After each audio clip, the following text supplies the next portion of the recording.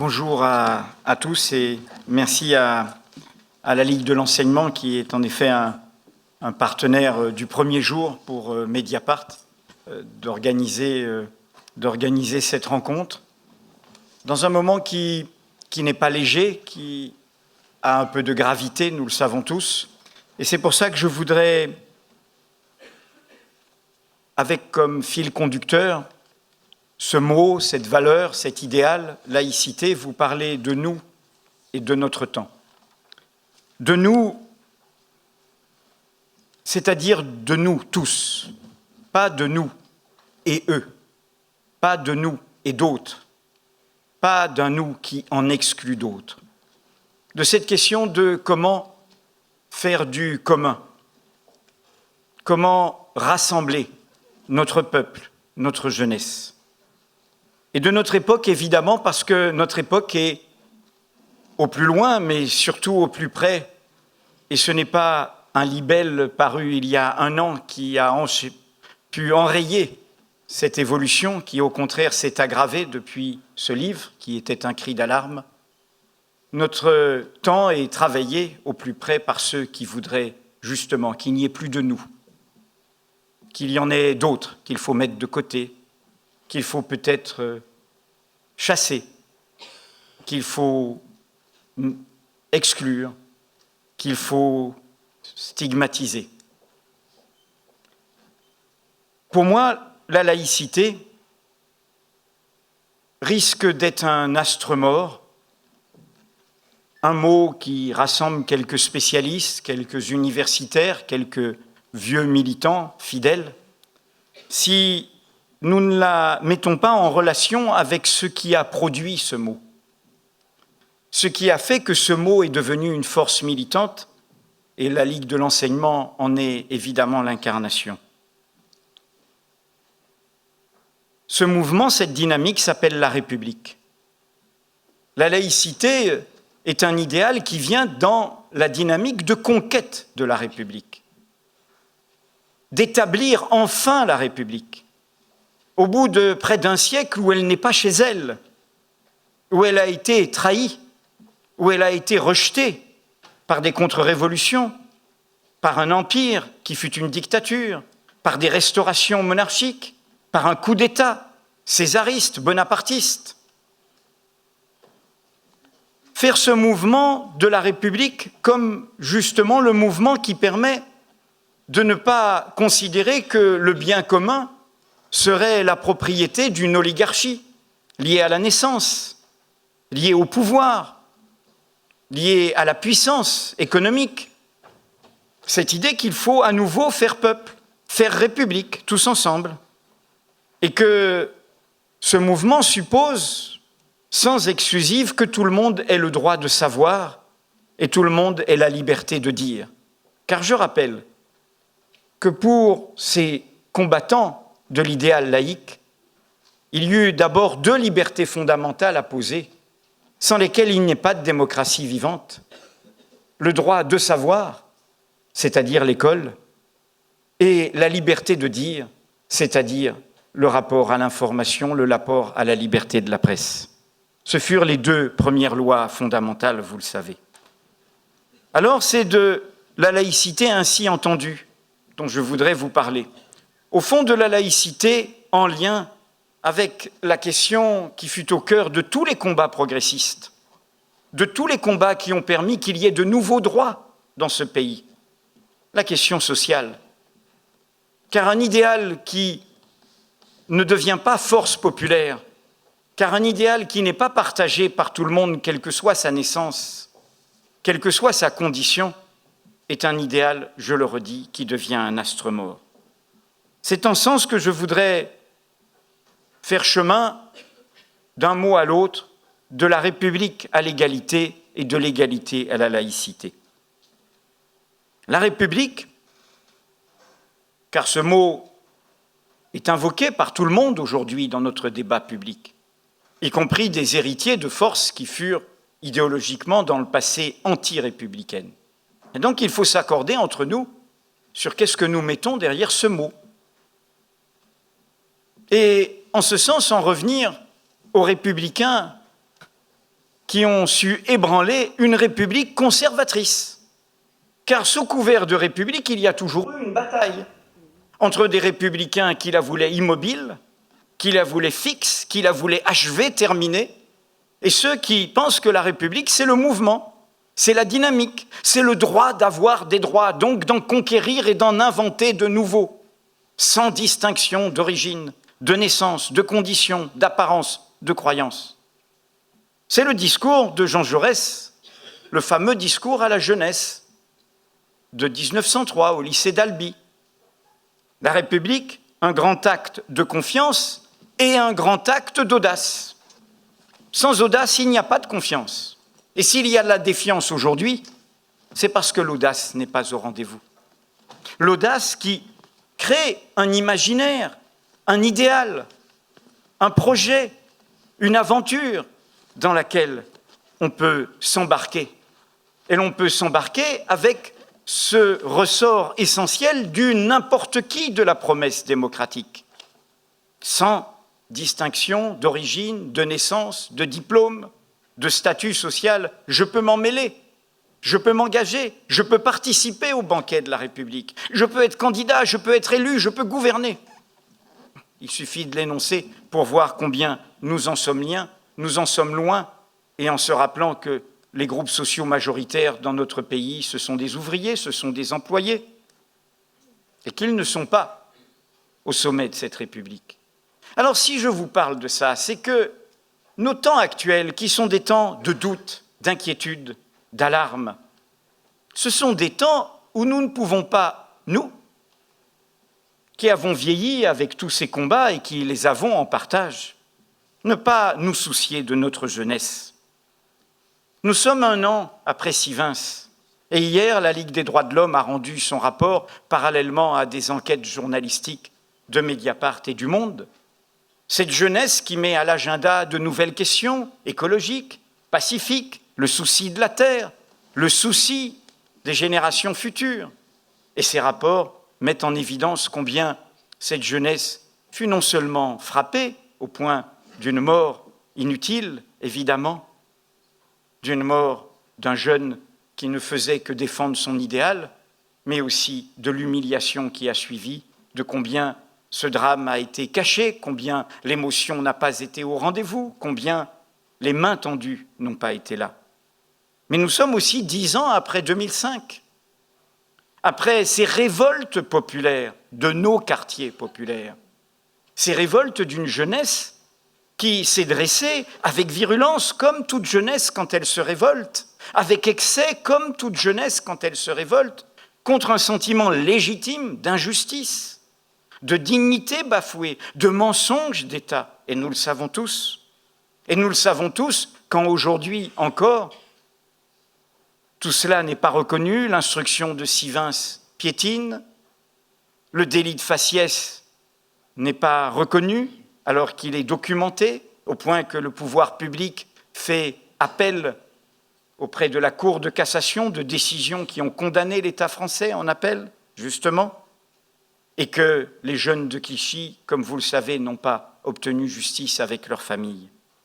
Je vous rappelle ça parce que cette jeunesse, celle d'il y a 10 ans, comme celle d'il y a d'1 an, nous avons vu combien, dans le discours médiatique, le même qui se laisse aller à d'autres dérives que je vais évoquer, elle a été caricaturée, elle a été désignée comme étrangère, comme lointaine, alors qu'elle s'ébroue, alors qu'elle essaye de nous mettre sous les yeux des questions qui sont au loin à cause d'une distance sociale, à cause d'un aveuglement de nantis. Je vous dis cela parce que c'était cela le propos de Jaurès en 1903, quand il voulait, 2 ans avant la loi de 1905, mettre en mouvement une république qui était immobile, qui était dans cette fixité, dans cette assignation,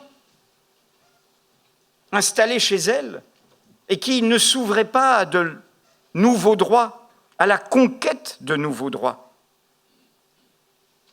Et donc, tout le propos de Jaurès, qui sera repris par tous ceux qui mèneront des combats pour de nouveaux droits, c'est de dire que la République, c'est le mouvement, c'est le déplacement, c'est la possibilité justement de ne pas être assigné à ma naissance, à la croyance de ma famille, à la condition sociale de ma famille, à faire chemin, mais à faire chemin tel que je suis, sans que l'on m'immobilise, sans que l'on m'assigne, sans qu'on me demande de montrer patte blanche, et à faire chemin pour conquérir des droits.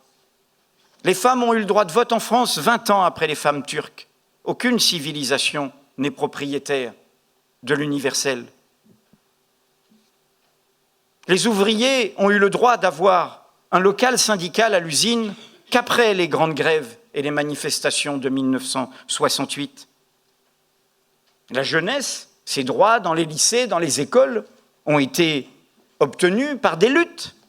Et quel meilleur moyen d'être citoyen, sinon celui de s'engager, de lutter, d'être dans des associations, de ne pas être passif, de ne pas être sur le bas-côté, de ne pas se sentir spectateur.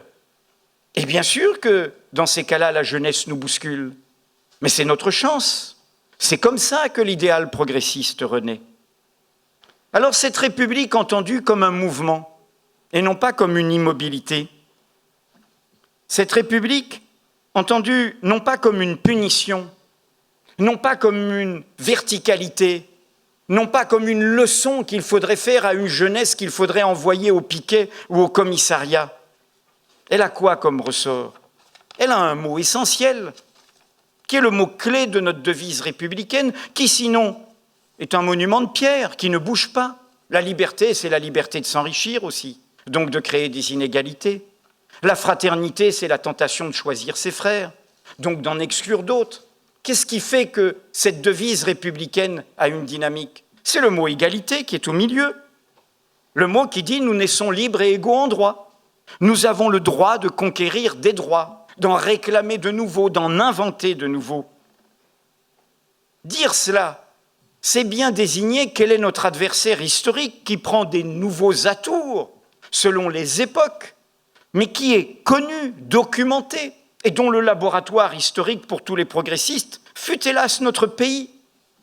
Ce sont les théoriciens, les défenseurs, et parfois avec talent, avec plume, avec verve, de l'inégalité naturelle. Ceux qui pensent que nous naissons inégaux en droit, que les hommes sont supérieurs aux femmes, que des religions sont supérieures à d'autres, que des valeurs sont supérieures à d'autres par naissance, par origine, que des civilisations sont supérieures à d'autres, que des nations sont supérieures à d'autres.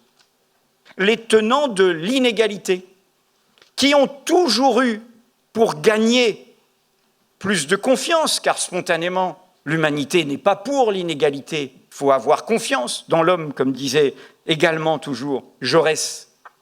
Alors, quelle est leur ruse, quel est leur cheval de Troie? L'identité. Prendre les moments de crise, les moments de doute, pour ne plus parler de ce que nous avons en commun, là où nous vivons, là où nous travaillons, là où nous faisons chemin ensemble, par-delà notre diversité culturelle, notre diversité religieuse ou non, notre diversité partisane. Leur cheval de Troie, c'est l'identité. C'est l'assignation à l'identité. C'est l'immobilité de l'identité. Et évidemment, c'est le cheval de Troie pour dire qu'il y a une identité qui est supérieure aux autres, qui doit s'imposer aux autres. C'est par ce biais-là que se glissent toutes les inégalités. Les poupées gigognes de l'inégalité.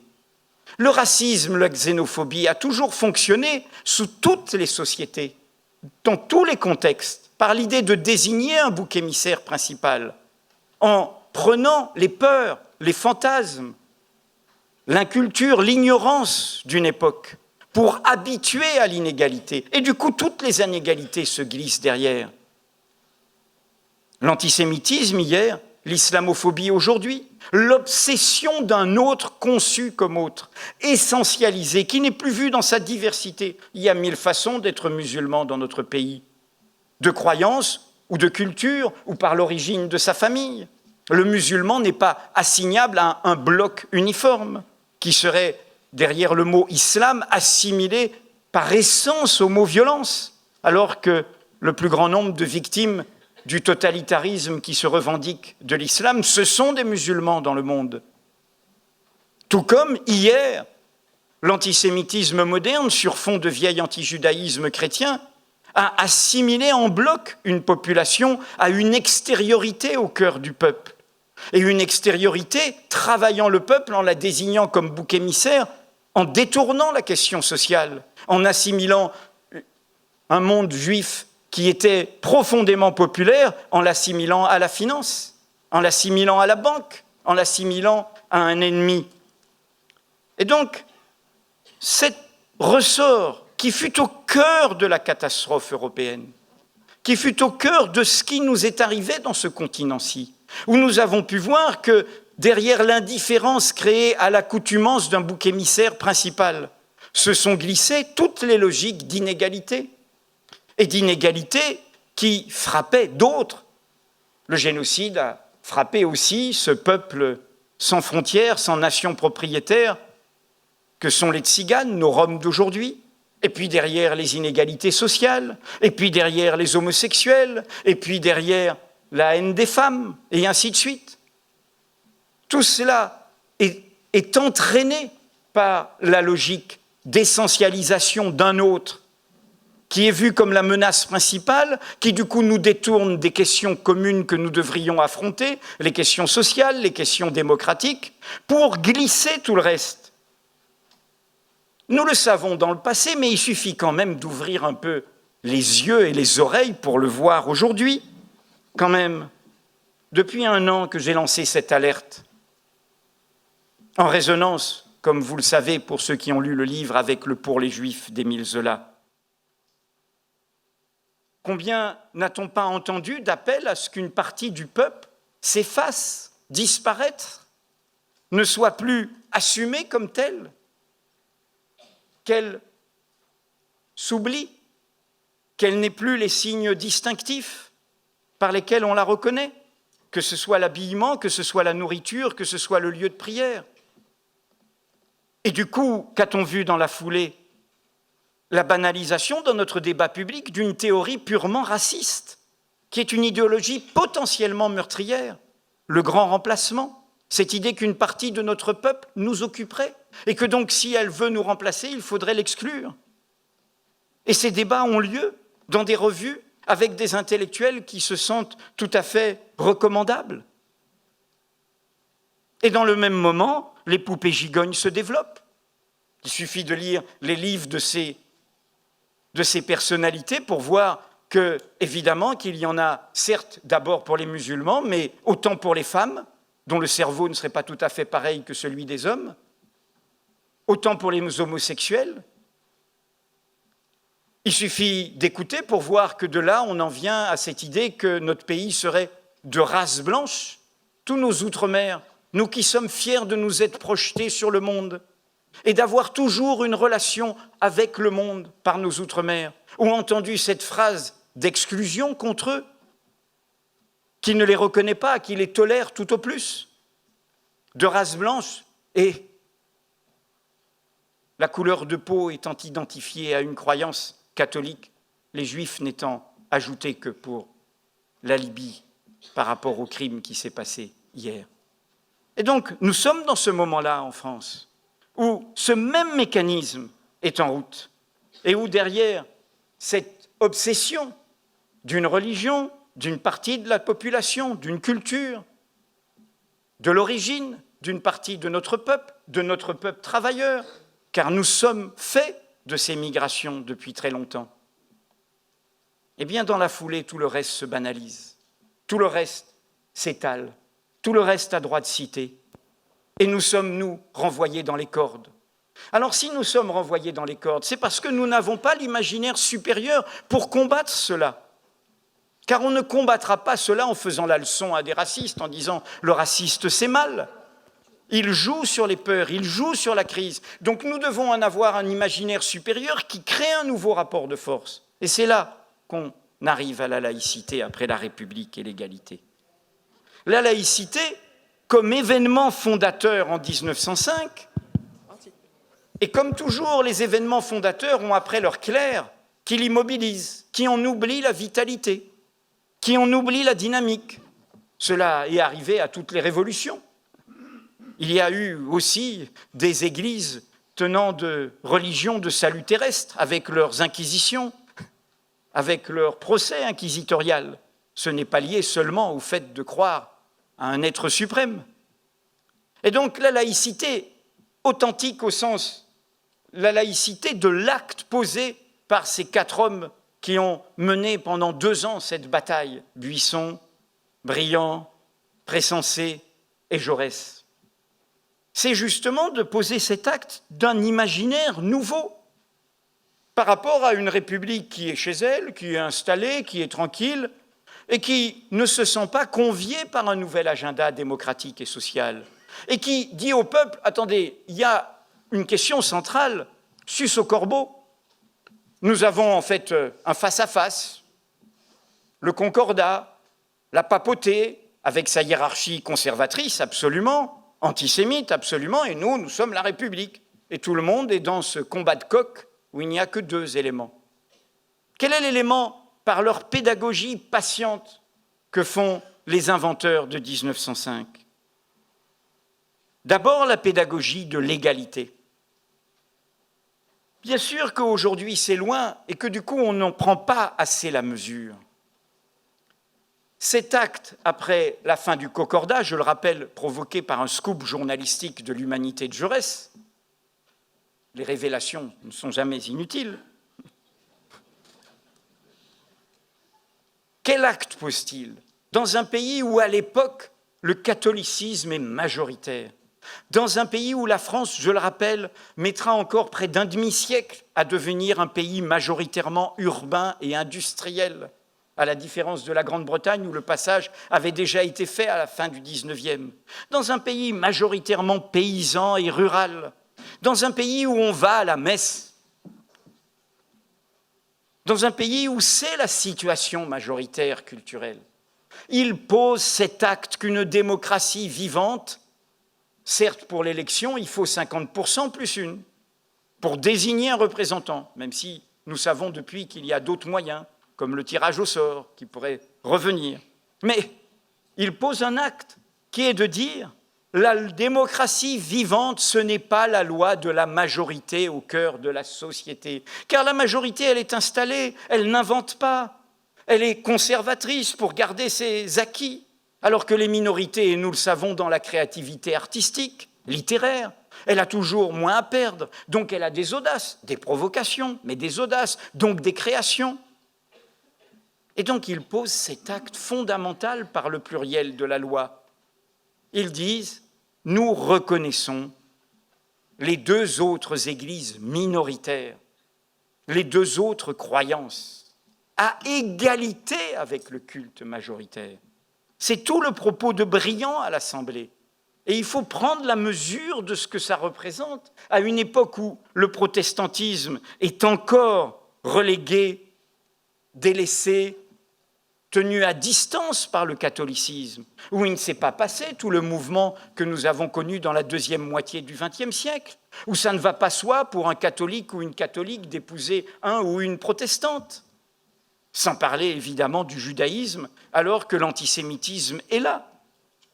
Il pose un acte fondateur de la diversité d'un peuple, de la diversité culturelle, de la diversité de croyances, et de la diversité d'opinions, car pour eux, ce sont des gens de raison, ils ne pensent pas que c'est Dieu qui fait la croyance, ils pensent que c'est les hommes qui les créent. Donc c'est une diversité d'opinions. Ils défendent ce point de vue de la pluralité de la société. Et ils oublient au passage une religion, à cause de l'aveuglement colonial, nous le savons tous. Nous avons l'intelligence a posteriori, car cette religion, elle est là. La plus vieille mosquée du territoire français, elle est inaugurée officiellement quelques mois avant la loi de 1905, à Saint-Denis de la Réunion. Et si vous allez à Saint-Denis de la Réunion, vous entendrez le muezzin à 18h. Tout le monde est d'accord pour l'entendre. Et c'est un beau muezzin, il n'est pas enregistré. Comme vous entendrez l'ensemble de la diversité des cultes dans une relation tout à fait pacifiée avec les pouvoirs publics. Et donc, ce premier acte est essentiel, qui est de poser ce souci des minorités. Entendez bien l'actualité de mon propos. Ces 30 dernières années, notre société a basculé. Qui est majoritaire dans notre société? Vous et moi. Ceux qui ne pratiquent pas. Ceux qui ne vont ni à l'église, ni au temple, ni à la synagogue, ni à la mosquée. Nous sommes majoritaires aujourd'hui. Même si, selon l'histoire de notre famille, on peut ou non se retrouver à quelques fêtes qui ont une histoire culturelle religieuse. Les majoritaires sont ceux qui vivent tranquillement l'idée que nous sommes laïcs, nous sommes débarrassés du fait religieux. Ce n'est pas notre problème. Eh bien, je vous dis très tranquillement que comme en 1905, eh bien, les majoritaires doivent justement avoir le souci des minoritaires. Deuxième acte de 1905, la liberté. Nous sommes tous d'accord, cela a été rappelé, la liberté de croyance comme une opinion, comme toutes les opinions. Et cette idée, tout simplement, qu'aucune opinion ne peut s'imposer à l'espace public. Entre nous, pas plus l'athéisme que la croyance. C'est un débat. Mais aucune ne peut s'imposer d'en haut. Aucun dogme ne peut s'imposer d'en haut. C'est à la délibération publique, avec tous ceux qui viennent avec leurs histoires personnelles, de faire du commun. C'est là où il faut s'accorder sur un mot, au-delà du juridisme, dans notre débat actuel. Quand dans les médias on dit la laïcité dit que la religion est une affaire privée, dans le contexte actuel, qu'est-ce que tout le monde entend? C'est que la religion doit disparaître de l'espace public, qu'elle ne doit plus avoir le droit de se manifester dans l'espace public, qu'aucune visibilité de la religion dans l'espace public n'est admise. Je rappelle que pour la petite histoire, un seul pays en Europe a imposé l'absence totale de visibilité de la religion dans l'espace public, c'était la dictature d'Enver Hoxha en Albanie. Et donc, je préfère dire, et ce n'est pas un débat juridique, c'est un débat de pédagogie politique, de dire que la loi de 1905, elle dit quoi? Elle dit la religion est une affaire personnelle. C'est votre affaire. Vous ne pouvez pas imposer votre religion à l'espace public. C'est votre affaire. Mais elle ne dit pas que c'est une affaire qui doit rester derrière les volets clos de votre maison. Pourquoi? Parce que, je l'ai dit tout à l'heure, ces républicains sont profondément, au sens politique du terme, libéraux, attachés aux libertés, et donc ils pensent que la religion est une opinion, et que si c'est une opinion, on peut la faire évoluer, on peut la faire bouger, on peut, dans la relation avec le débat, avec des agnostiques, avec des athées, avec des libres penseurs, la faire bouger. Et donc, ils ne disent pas qu'elle doit être reléguée, disparaître, et vous le savez tous, puisque la loi de 1905 autorise les processions religieuses. Elle autorise le fait de pouvoir manifester dans la rue sa croyance. Le troisième élément, et qui est pour moi décisif, et qui rejoint le début de mon propos, c'est derrière égalité, liberté, fraternité, la question sociale. Quel est le moteur de Briand et de Jaurès? C'est de mettre en mouvement une république qu'ils jugent conservatrice, qu'ils jugent trop immobile, qu'ils jugent trop peu soucieuse de ce qui menace, notamment la course à la guerre. La course à la guerre qui, je le rappelle, va s'accompagner du poison de l'essentialisation.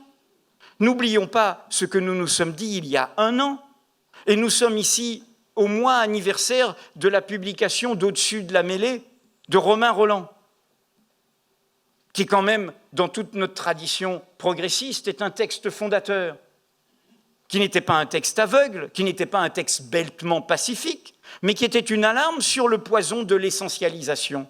On essentialise une minorité, on essentialise des gens en ne les voyant plus comme des individus, mais en les ramenant à leur origine en bloc, en considérant que d'où ils viennent, comment ils sont, ce qu'ils sont est un danger. Eh bien, du coup, le poison de l'essentialisation fait chemin en nous-mêmes. Et du coup, cela a donné ce fait que des grandes intelligences en française ou des grandes intelligences allemandes ont essentialisé le peuple adverse. Vous le savez, le Bergson a écrit des choses terribles sur le fait que l'Allemagne, c'était la barbarie en soi. Et inversement, des intellectuels allemands ont expliqué que la France, c'était la barbarie en soi. Et c'est l'engrenage fatal dans lequel l'Europe s'est fracassée. Et donc, que font Briand et Jaurès? Ils disent, sortons de cela. On règle cette question, on l'apaise, et l'on passe à autre chose. 3 juillet 1905, lors de son intervention de clôture à la Chambre des députés, que dit Aristide Briand ? La réalisation de cette réforme aura pour effet désirable d'affranchir ce pays d'une véritable hantise, sous l'influence de laquelle il n'a que trop négligé tant d'autres questions importantes d'ordre économique et social, dont le souci de sa grandeur et de sa prospérité aurait dû imposer déjà la solution. 1 an plus tôt, août 1904, ce qui montre bien que c'était leur pensée cachée. Jaurès dit ceci, écrit ceci.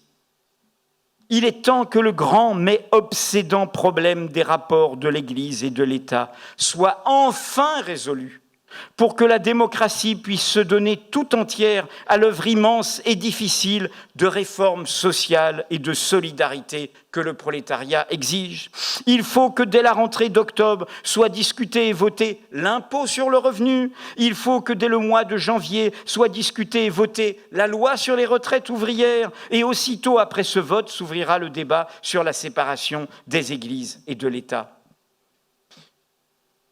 C'est un moment essentiel, ce que je dis là, car leur pari, et la suite l'a montré, bien sûr que la hiérarchie catholique a contre-attaqué, bien sûr qu'elle s'est battue après, au moment des congrégations, bien sûr qu'elle s'est crispée, mais quelle a été l'immense intuition politique de ces hommes? C'est face à ce peuple majoritaire catholique, eh bien de le mettre en mouvement, de lui dire, bon, vous êtes ce que vous êtes, mais faites mouvement. Venez tel que vous êtes, mais discutons ensemble de cet agenda social et démocratique. Le résultat, c'est quoi? Et vous le savez, vous l'avez croisé dans tous vos combats. C'est le catholicisme social, c'est la jeunesse ouvrière chrétienne, c'est la GEC, c'est Témoignages chrétiens, c'est la CIMAD, Service œcuménique d'entraide. C'est-à-dire le fait que des gens font mouvement et du coup se laïcisent eux-mêmes. Et du coup sont au rendez-vous des causes communes. Et nous le savons, sur des questions aussi importantes que le moment de la décolonisation, où ce n'est pas le fait d'être profondément laïque qui a fait le tri entre ceux qui comprenaient ce moment de vérité presque dreyfusard pour nous, face à la torture, face à la perdition de la République, et ceux qui comprenaient qu'il fallait accompagner des peuples qui s'émancipaient. Et donc c'est cela qu'ils ont réussi à créer. Alors je rappelle tout cela, et j'en viens évidemment à ma conclusion. Car c'est mon souci, vous savez, depuis ce livre, forcément parce qu'il a provoqué, au-delà de la haine de certains milieux, ceux-là même qui parlent de race blanche, de grands remplacements et de tout cela. Ce livre a provoqué d'immenses rencontres dans cette France que nous ne voyons pas dans les médias dominants. Notre peuple, notre jeunesse, nos quartiers, où il y a une vitalité immense, où il y a des jeunes qui s'emparent des causes de leur vécu, mais en s'emparant, ils se politisent, ils deviennent des citoyens. Ils ont leur provocation, mais comme d'autres jeunesses, nous l'avons été, l'ont eu. Et dans ces provocations, en même temps, ils font chemin. Et donc, mon souci, c'est comment nous leur parlons. Comment nous échappons au piège qui nous est tendu? Le piège qui nous est tendu, c'est de faire d'un laïcisme sectaire, qui est le contraire de cette laïcité que je vous ai décrite, le cheval de Troie de ce qui nous emmènera dans des gouffres, dans une guerre de tous contre tous. Et pour cela, quand je dis avoir un imaginaire, allons jusqu'au bout. La question démocratique et la question sociale sont profondément imbriquées, nous le savons tous. Le droit d'accès au savoir, à la culture, le droit d'accès à la citoyenneté porte le fait de pouvoir se battre quand on est exploité, opprimé, dominé. Et donc là, il nous faut déverrouiller quelque chose, comme nous avons déverrouillé l'histoire de la responsabilité des élites, hélas, issues de la Troisième République, en grande part, dans le crime commis contre les Juifs de France. Il nous faut déverrouiller notre relation à notre peuple tel qu'il est. Il a toujours bougé, notre peuple. Il a toujours été fait de migration. Et donc notre peuple, il est là. Il est quoi notre peuple?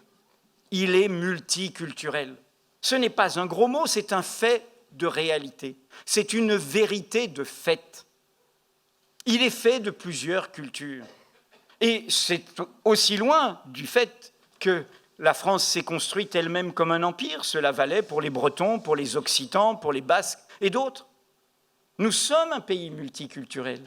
Et il nous faut sortir de cette peur qui fait que nous brandissons, tel un curé le crucifix face à Satan, le mot communautarisme dès qu'on parle de cette réalité, qui ne signifie pas être divisé, être partagé.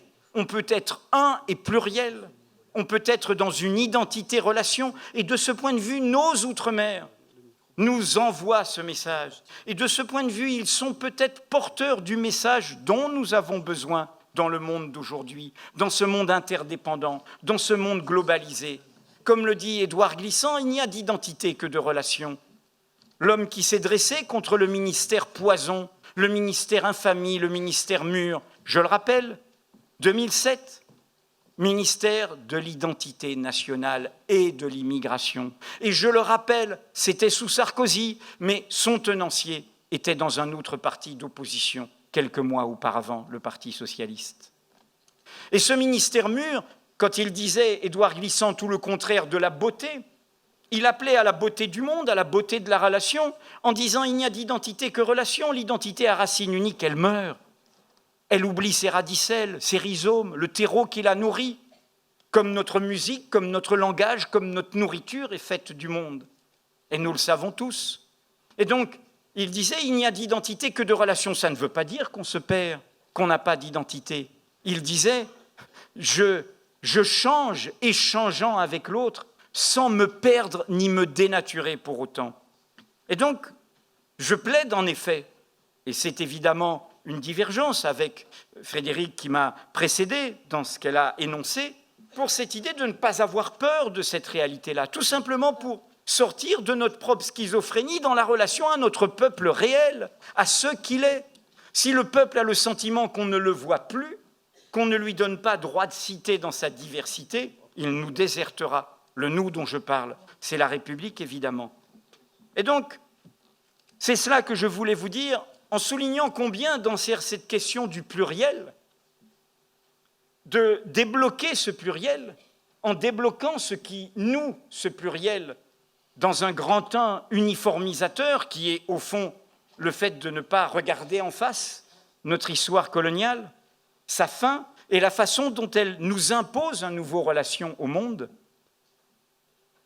est liée à cela, une question que vous connaissez tous et qui fait au cœur des débats de la Ligue de l'enseignement. Car ce grand un, ce grand même, qui ouvre la voie aux tenants de l'identité close, de l'identité fermée, de l'identité de surenchère d'exclusion, c'est aussi le grand un, le grand même de notre vie publique. C'est celui d'une démocratie de basse intensité où nous réduisons notre sort au choix d'un seul, tous les 7 ans hier, tous les 5 ans aujourd'hui, où nous menons des campagnes électorales au nous et nous nous trouvons face à quelqu'un qui gouverne au je, à la première personne, et qui ne revient pas devant les électeurs quand ils changent de position, contrairement à la leçon démocratique faite par le gouvernement grec. Donc la question de la pluralité comme imaginaire est aussi la question d'une démocratie délibérative, participative, qui assume cette pluralité. Voilà ce que je voulais vous dire en rappelant, et j'en termine par cette mémoire-là. Dans l'histoire de la République, les moments de vérité ont été ceux où on en a su se rappeler combien la République pouvait parfois tourner le dos au peuple. Ceux qui ont bousculé la République pour qu'elle défende le capitaine Dreyfus, pour qu'elle se réveille, pour qu'elle fasse mouvement contre les lois scélérates, pour qu'elle évite le boulangisme, etc. Ils étaient motivés par quoi?